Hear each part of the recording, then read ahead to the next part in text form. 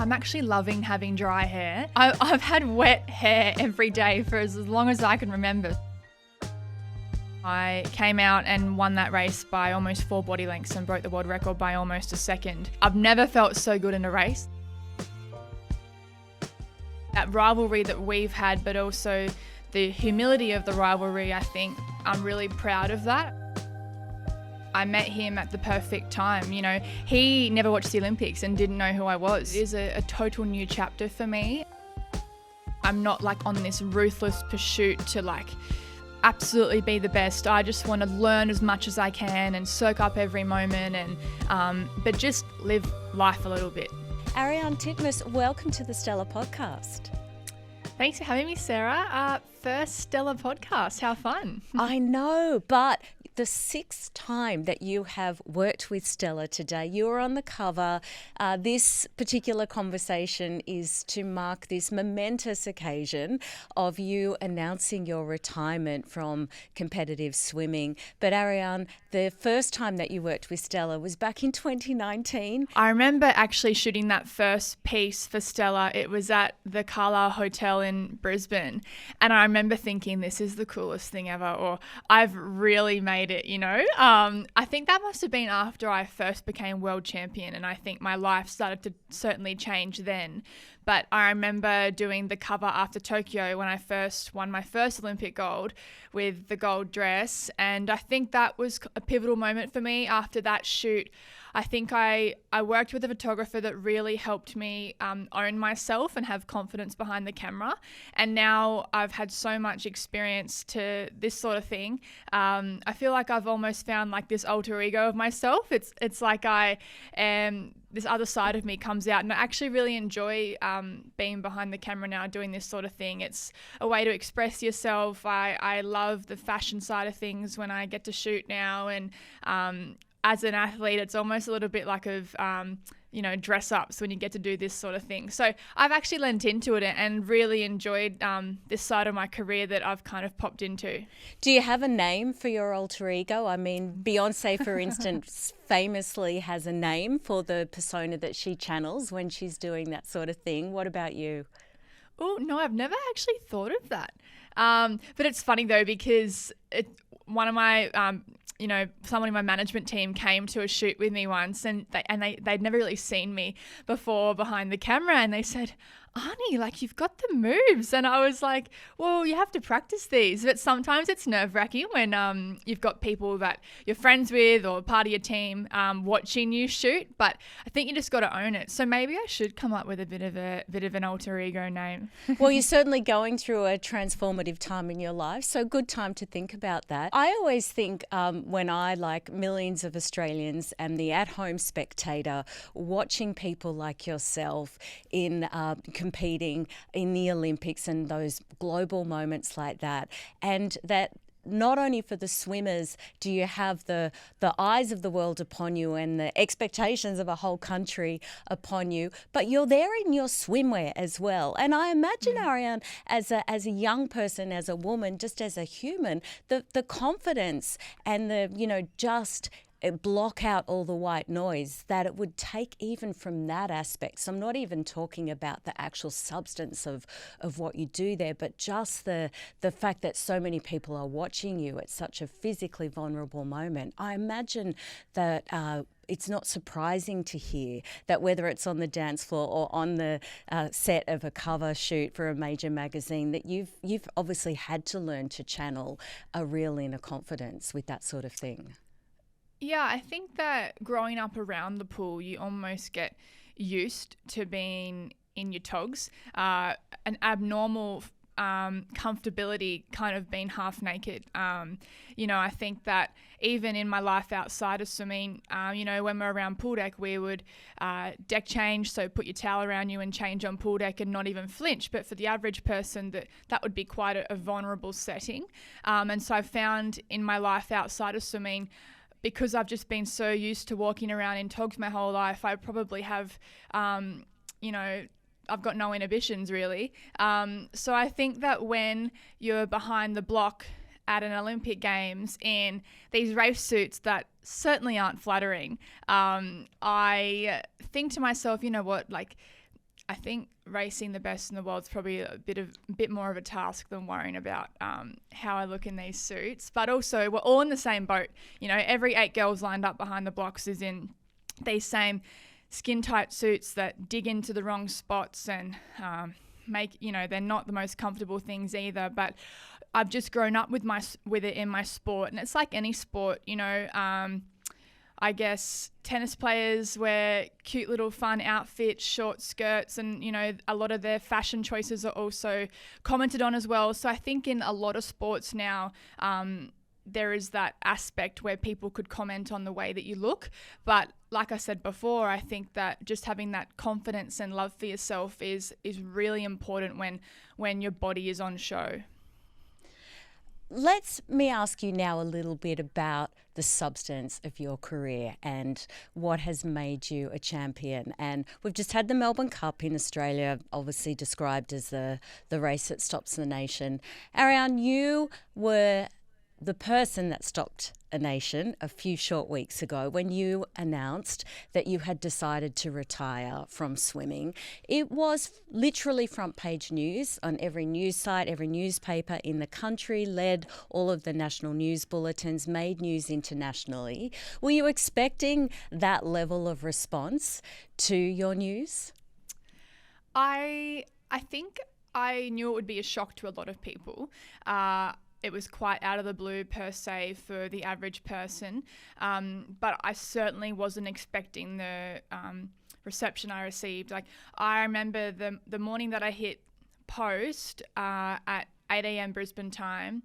I remember within half an hour, all over social media, there was already articles and clips, and I was thinking to myself, how have people pulled this together so quickly? I just didn't expect it to spread like wildfire, and I just never I was a little bit worried about how it would be received. I was at the top of my game, still only 25, and I was worried that people weren't going to understand why. Although it doesn't matter what other people think, I was a little bit concerned that, the wider public wouldn't understand my reasoning. But it was actually the opposite. I honestly haven't had one person say to me, or going through messages or comments, asking me why. They've all been so supportive of my decision, and can probably try and understand without realizing how tough it is being an Olympic swimmer. But they've just been so supportive, and that was the one thing that I was blown away with. But also, I don't think I've realised the impact that I've had on people until their retirement. I knew that winning Olympic gold and racing for your country, you have such an impact on sports culture and, that in Australia, but just I couldn't believe the amount of impact I'd had on people in their personal lives, and so many messages from parents saying, my daughter or my son, they took up swimming, or they believed in themselves more because of you. And I tried as best as I could to read as many as I could, but honestly, it was bigger and better than I ever expected it to be. And I just felt, really chuffed that I had that response. Oh, that's so lovely. And it doesn't come as a surprise to me, I don't think, to hear that you'd heard from so many people about the impact that you had. But it's really gratifying to hear that the impact you've had on everyone's lives, and so many young people's lives in particular, has been brought home to you with this announcement. Oh, absolutely. And I think the biggest thing, I remember when I told all my sponsors before I announced it, because I felt like they deserved to know before the rest of the world. And I rang all of them personally. And my manager said to me, they've all said to me, we never expected Arnie to do that. Like, she didn't have to do that. But I felt like that was the right thing to do. And I realized in that moment that I think being a good person and showing good sportsmanship and being gracious in victory and defeat and just being yourself all the time in front of the world, I think that's really gotten me a long way. I don't think it's just been my performances in the pool. I think it's the way that I've carried myself that's probably made people follow my career and support me. And I realized that in the moment that I retired, in the next coming days, that so many people weren't even messaging me about my swimming. They were messaging me about how I'd carried myself. And I just feel really proud of that. I probably didn't realize I had that much impact. But that was a really proud moment. And I think the retirement also is probably the biggest celebration you can ever have in your career over a couple of days, spanned over a couple of days. There's so many stats I never realized about myself. And I had really tried to soak it all up. I think this outpouring of love and support hopefully can bask in that for a little bit longer. Yeah, and I think another thing also is I'm getting used to when I have to, even little forms where you write your occupation. I've just been so used to writing athlete, and I think, what do I write now? Past athlete. So it's little changes like that, or even on my suitcases when I'm going through the airport, I still have all my, Australia swim team tag on them, and I'm like, do I snip them off? And I'm like, no, I am not snipping them off, I'm proud of them. So little changes like that too that I'm slowly going to have to get used to. But yeah, I'm going to soak up, the celebration per se as long as I can, because it's probably been the hardest decision, but also the most special time in my life making this decision. Ariarne, you're saying amid that reaction, you had expected that people would be asking why, because you were and have been at the absolute top of your game. You're only 25, and I think a lot of people had expected to see you compete, in LA, for instance, in 2028. And I'm sure every professional person in your circle, but also us amateur at-home spectators, knew that that would also be another world-breaking performance, no doubt, that we would see in LA. So I am going to be the person that asks why. Why now? And what's the psychology of picking that moment of when to make such a huge decision? Yeah, well, there's lots of different elements and many different things that went into the decision. I mean, first of all, I always intended to go to LA. I totally believed that I could go 3 in a row in the 400. That was my ultimate goal. And when I first won in Tokyo, that was what I saw for my future, going to the 3 games and in the 400 going back to back to back. And even in the 200 after Tokyo, I thought I could have gone back to back to back in the 200, but winning silver in Paris stopped that run. But I made the decision about 8 months before Paris that I would be having a 12-month break after Paris. I was just running on fumes after the 2023 World Championships. I was basically drawing every skerrick out of myself to get myself to those games. I just, people don't realise that I first represented Australia when I was 14. I've been training professionally and 65 kilometres plus since I was 13 years old. So it's not that I'm 25 and I'm so young. My athletic career has actually been representing this country for a decade-long period. So there was that in terms of why I think I was tired. And then when I was on my 12-month break, there was a lot of drastic changes in my life. One of them was I had so many career opportunities pop up outside of swimming that I had been leaning into while I was swimming. But when I had the time to actually focus on them without having to worry about training, I realized that a lot of passion lied there, and I just wanted to soak up every opportunity I had. But then in my personal life, and this was really the crux of the decision, I've lived my life not caring that I never got to spend birthdays with all my friends, or never having to go to any family events because I've got to be in bed for training, or not really enjoying my time with family over Christmas or Easter because I'm just focused on training the next day, because we trained over Christmas and Easter and New Year periods. And then I also met my partner right after the Olympics. And so I just wasn't willing to go back to the life that I always had, where I made the decision to put my family second. Swimming has always been number one, and they have always understood that. And you have to be quite a selfish person to be an athlete. And I just wasn't willing to sacrifice that time with them anymore. And the life that I've built with Mac, I wasn't willing to put that on the back burner. I think that, although I've had so many goals in my athletic career to chase, I had done that all, and my ultimate goal is really just to live life with the people that I love and have fun and enjoy their company and be around my family. And I just think it was time for me to put that first. And I think if I hadn't have been Olympic champion or world record holder, this wouldn't be the decision I'm making.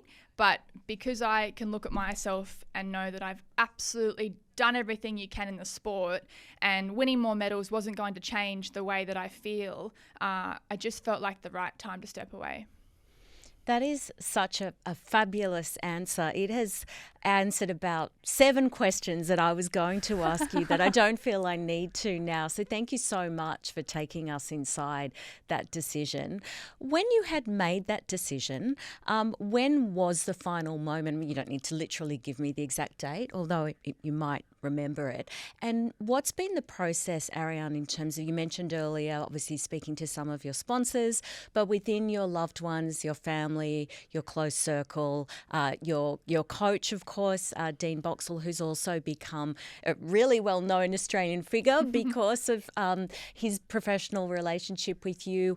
When did you, for instance, tell someone like Dean, and what was his response? So when Dean and I started mapping out when I had to be back at training, he said to me earlier in the year, I think you really have to be slowly getting back into the water in May. And this would have been around April. And I said to him, look, I'm just not ready to have that conversation yet. I'm not ready to get back in the water. I need you to give me a little bit more time. So then it got to the end of May, beginning of June. He said, Arnie, you have to get back in now. And I just didn't want to engage in the conversations about swimming. I had no fire to get back in. It wasn't that I'd lost any love for the sport. I love swimming, and I still have been swimming this whole time, but just not the way I used to. But I just didn't have any drive to go back to that unrelenting pursuit that I've always known. So then when I commentated the World Championships in July, and I wasn't there, and I wasn't a part of the team, and I was on the sideline per se, and in a very, very different role, I actually didn't feel any desire to be a part of the team. I watched my races and I was just a fan of the sport and didn't feel a sense of FOMO per se because I wasn't there. And I think when that happened, I was like, it'd be too hard and not worth it for me to go back just to win more medals. And I think it's something that I've seen in a lot of athletes in the past. They're just continuing to, compete for the sake of medals, even though they're not loving it like they used to, or their body is against them and they're suffering injuries. And I'm just not willing to go through that. I think the most important thing in life is to be happy. And what's the point if going back isn't going to make you happy? And I found a lot of strength in that decision. And also, like, when I came to that decision, it would have been probably end of August that I came to the decision, and then I was starting to, tell my manager, and that was a big thing, telling him, because then it kind of made it quite real. I sat into the decision and realised once I'd told people it was the right thing to do. But with Dean, actually, I thought he was going to try and bring me back, say, come on, Arnie, you can win another one. And he never did that. He was actually the total opposite. He was like, I get it. He said, I totally get it. You got to do what's right for you. And he was so supportive, and I would have never expected that from Dean, because he's been the one my entire career, riding my coattail and pushing me and getting me to the pool and being basically the motivator for me every day of my life while I've been swimming. And he was the opposite. He said, go and live life, have fun. So, and my family were the same. I felt no push to go back to swimming. They understand how hard it is, and so they said, we totally get it. And I feel very, very grateful in that sense. So you've sound like you've really worked through that, Ariarne, quite prepared for that sort of feeling or any regret coming up when you're seeing some of your rivals and your colleagues competing. I think that will be the biggest test. And although I'm very content with my decision, I will say it will be a strange feeling not being there in LA competing, and with the stadium that's proposed for the pool with a crowd of 40,000 people. That was actually very enticing. I think that swimming in front of a crowd like that's a once in a lifetime opportunity, and thinking about missing out on that it played into it, the decision too. But for me, that's not enough to go back to the life that I've always lived. And I had to consider a lot of things. Ultimately, this has been the biggest decision of my life. So I had to basically, say so many hypotheticals to myself, and think about moments in the future and whether I was going to be okay in those moments not being there. And LA is a big one, and I hope that I am there in some capacity, but more than anything, I'm excited. I actually get to watch the swimming, because when you're competing, or when I'm competing from day 1 to day 8, and the only session I get to watch is the last night. And so it's actually going to be great, because I'm a fan of swimming. I get to now sit back and watch and see why everyone loves the swimming and gets amongst it. And the last time I watched an Olympic Games was, nearly 10 years ago. So I'm excited. What is your relationship like with the pool now? I certainly don't jump to get in the pool. It's not probably my first pick to do at the moment, because I'm actually loving having dry hair. I've had wet hair every day for as long as I can remember. So I've enjoyed that, get a nice blow dry and it lasts 3 days. But I've still been swimming here and there. It's actually really good for you. And I obviously love the feel of the water. And my partner, Mac, actually, him and I have gone swimming a couple of times, and he thinks it makes him feel better too, being in the water. So once it, becomes into the summer months, we want to try and go swimming 2 or 3 times a week together. And rather than just going to the gym and lifting weights or going running, I think keeping swimming in my routine, it will give me that sense of routine, because that's what I've had my whole life, such a routine schedule. But also, I don't want to lose touch with the water. It's really all I've known my whole life. And the reason why I started competing was because I had a natural affiliation with the water. I just loved being in it. So for me, I don't want to just stop swimming completely. I didn't want to go back to the immense pressure and unrelenting pursuit to be the best in the world, because it is extremely tough. So I'm happy to go and do my 2 or 3K with my fins and paddles and float along for about an hour.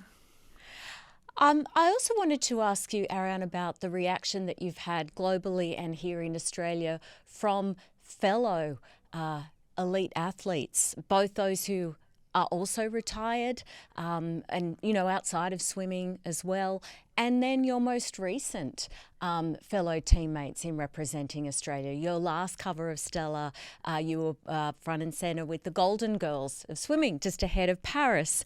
That was Emma McKeon, Kaylee McKeon and Molly O'Callaghan. What's been the reaction from some of your peers? Yeah, it's been so positive, so many messages, and a lot of them actually said to me, "Oh, I didn't think you were going to come back, Arnie. You look so happy." So it was funny that they could see that in me. But messages from Emma, Molly, and Kaylee were all beautiful, and they're all Olympic gold medalists in their own right. But beyond that, past swimmers who I've now become friends with, and even rivals. Katie Ledecky was one of the first people to message me, congratulations, and we'll miss you on the pool deck.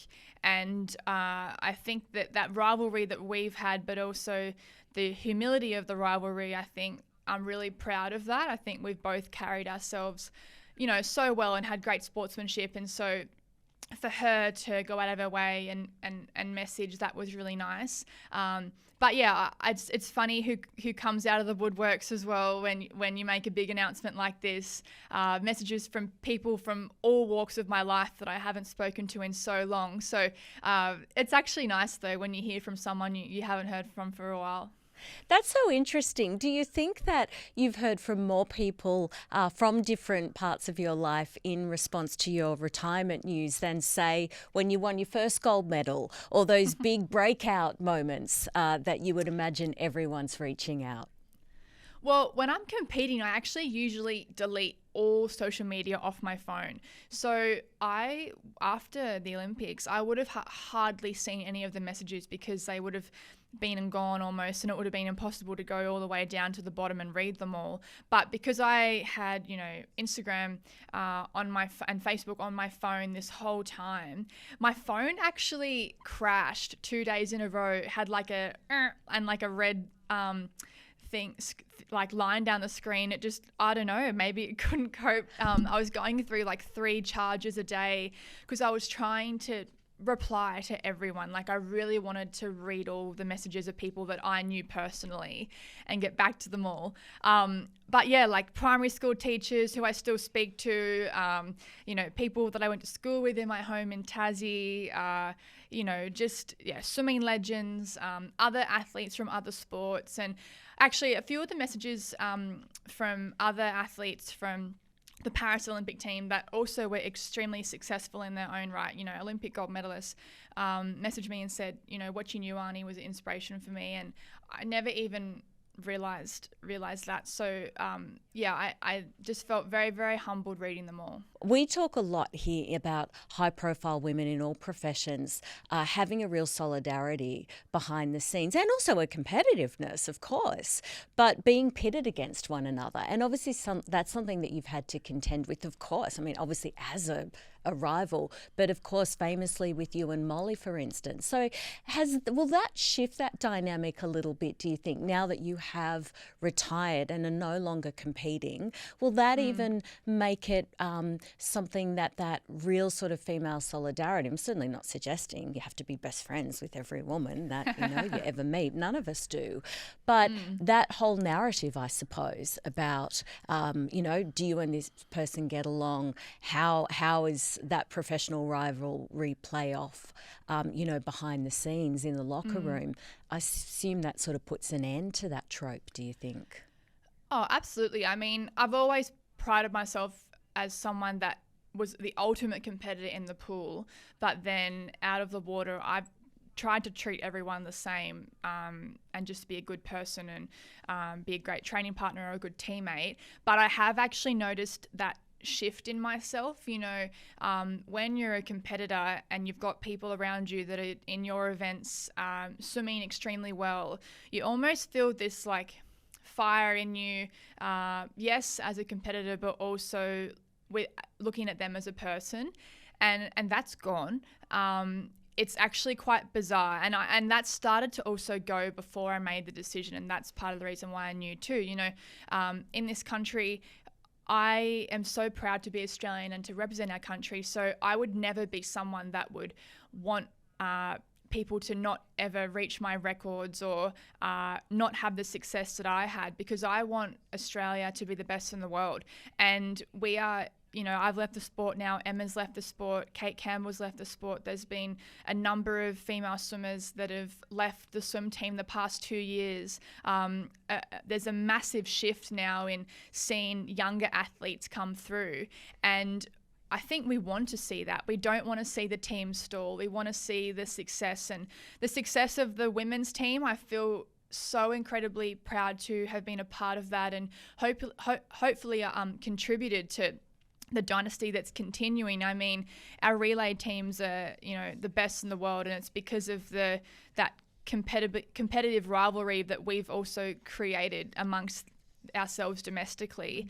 And I hope that continues, because that's what has made us so successful and have such depth across the board. I wanted to ask you about some of the standout memories for you professionally from your career, and just as a prompter for that, specifically ask you about Paris, Ariarne, because as you say, at that time you had decided that you'd be taking a 12-month break, but clearly hadn't made a decision, so wouldn't have known for sure that would be your last Olympics. And I referenced earlier literally going out at the top of your game. My boss, Mick Carroll, ran the Olympics coverage for our company and was, there rallying all the journos for the last few Olympic Games. And I mentioned to him that I was speaking to you this morning. And I don't have his consent to ask you this question, but I'm going to, if that's all right, because I just loved it. I just felt it really channeled the energy of so many of your fans. And he said, I think that 400-metre gold was the meanest, toughest, most giant up yours to the swimming world I've ever seen. She must be proud of that. What did her dad say to her when he saw her after that? I wanted to pass on that question if I could. Oh, I'm trying to think about what Dad said to me. I mean, the first time I saw Dad was with my mum and my sister Mia, and it was in Paris. It was incredible. The podium was basically amongst the crowd. You know, we had crowd all around us, and I could see my family literally 20 meters from me from the podium. And I think that they were just so proud. But also, I never spoke to my mum and dad about my swimming. They never knew what sort of form I was in or how I was feeling. We never spoke about swimming. That was a deal that we've had my entire career. So they would just say to me, good luck and have fun. And people would ask them, how do you think she's going to go? And they go, we think that she can do it. But, I'd never really told them how I was tracking. So I can see why they would get so nervous in the stands. But I think the first thing they would have said to me was they're just so proud. Because really, I felt immense pressure for that 400 to win. My entire swimming career, I was never afraid of losing.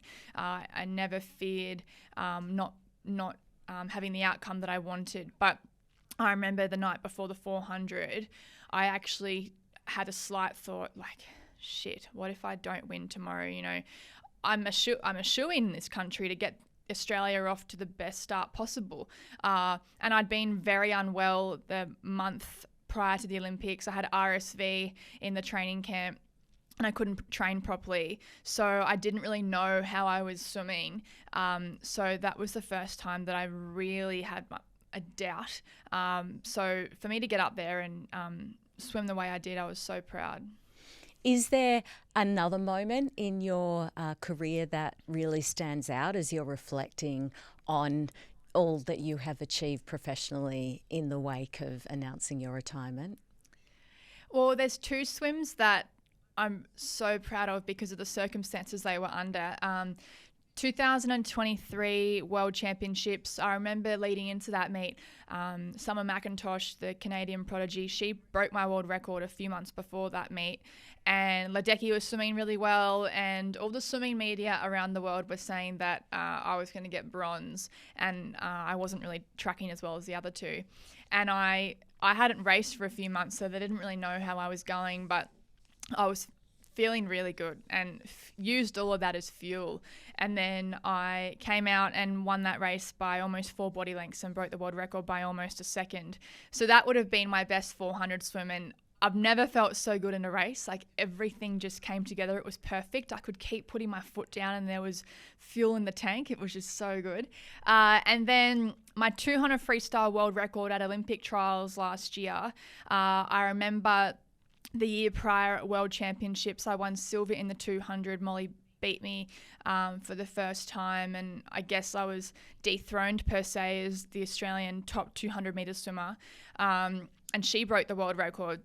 And so I didn't like that as an athlete. So I totally used that as fuel as well, and then came out and smashed the world record at trials and swam an incredible swim under tough circumstances at Olympic trials. So they would be my 2 top moments, I reckon. Well, look, let's talk a little bit about life now, what it looks like as you and I are speaking, and what it's going to look like. I'm really so curious about how you're going to channel all of that drive, all of that energy, all of that killer instinct into what is next. Do you think whatever it is, and we'll talk specifics in a moment, but do you think whatever it is that lies ahead of you, Ariarne, that same energy and commitment is going to be there? Or, as you've talked about, some of your priorities are shifting, and do you think that you'll be have a slightly less driven approach, for want of a better way of putting it? Yeah, I think that I'll always give 100% to everything. That's just in me. Like, I've always been an absolute tryhard. So I know whatever I do, I'll give my best, and I'll only engage in things that I love and I want to do, because life's too short not to do something that you love. But I do think that my work-life balance is going to be very different. Work is not the priority for me in my life anymore. I have passion for a lot of other things outside of swimming, and so excited for the opportunities that I have that might come my way.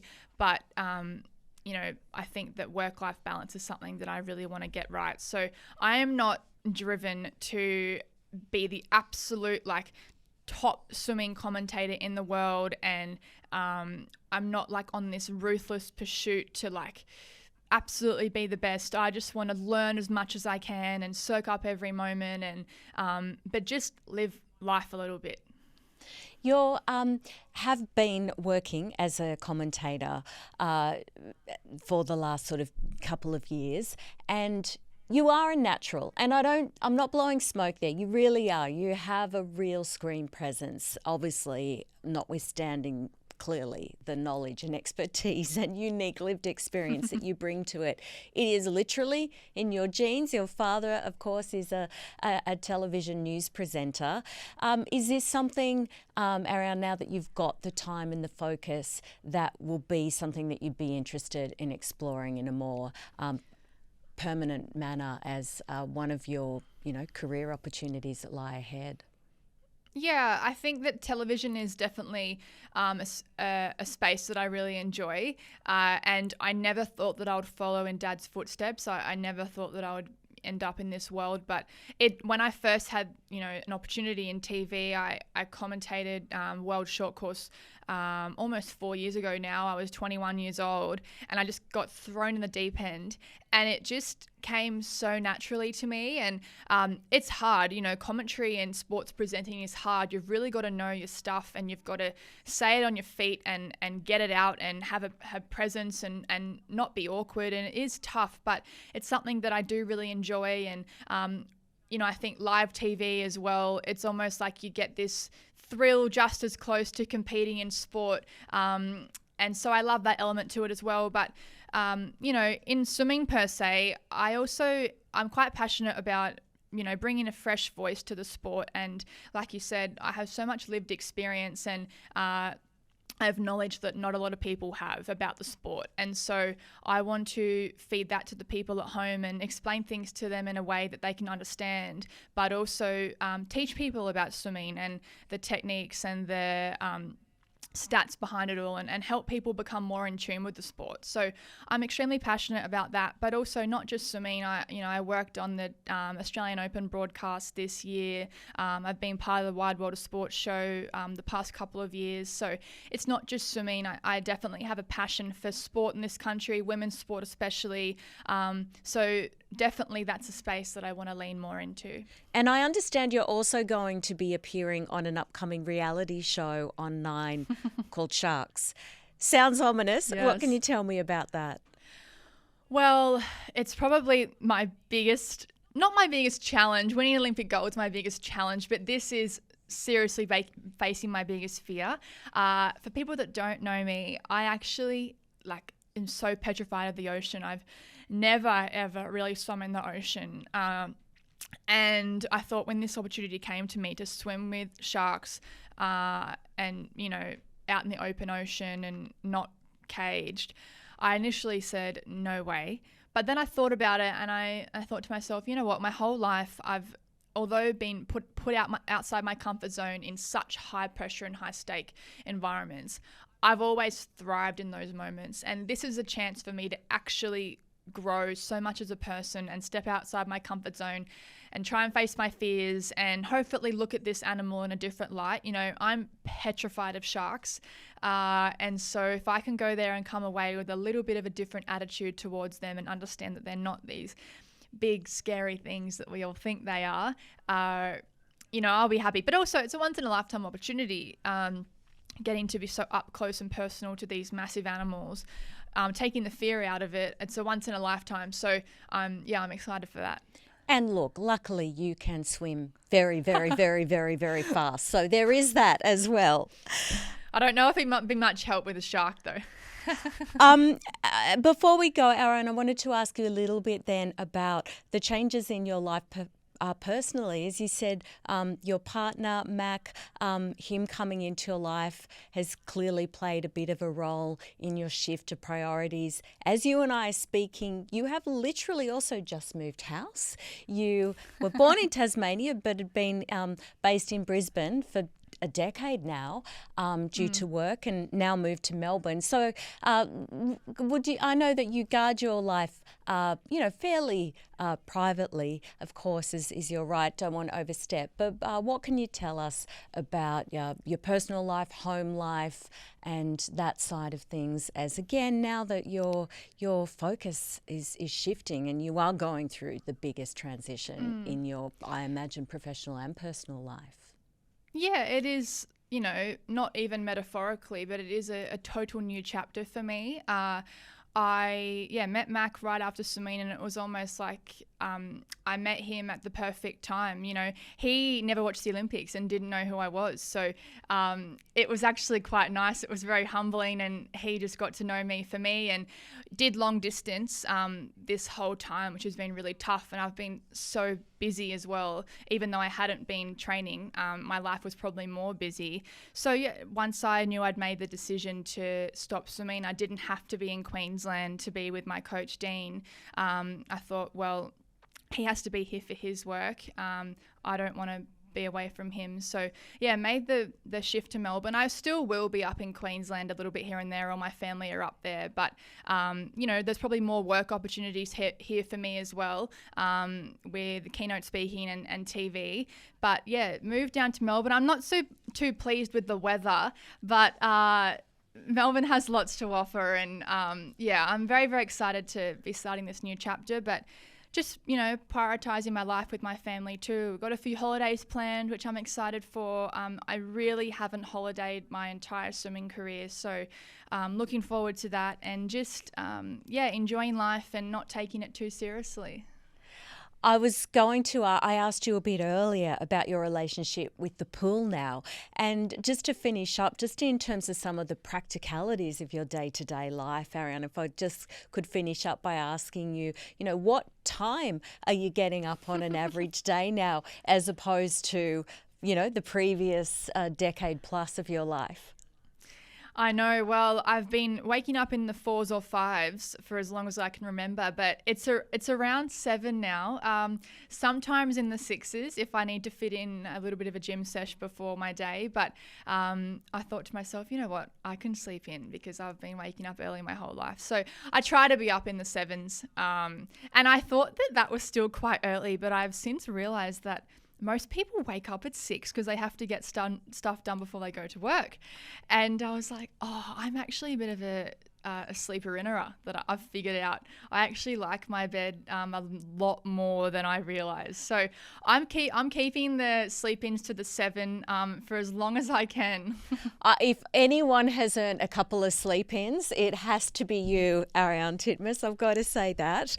And I love that anecdote about how it's just nice to be able to get a blow dry and hold on to it for a few days. Any other sort of just really tangible observations in your life in these first few months, having made this decision of things apart from sleep-ins, apart from being able to not have your hair wet every single day? Any other kind of immediate observations for you? There's a couple. When you're an athlete, you really don't drink.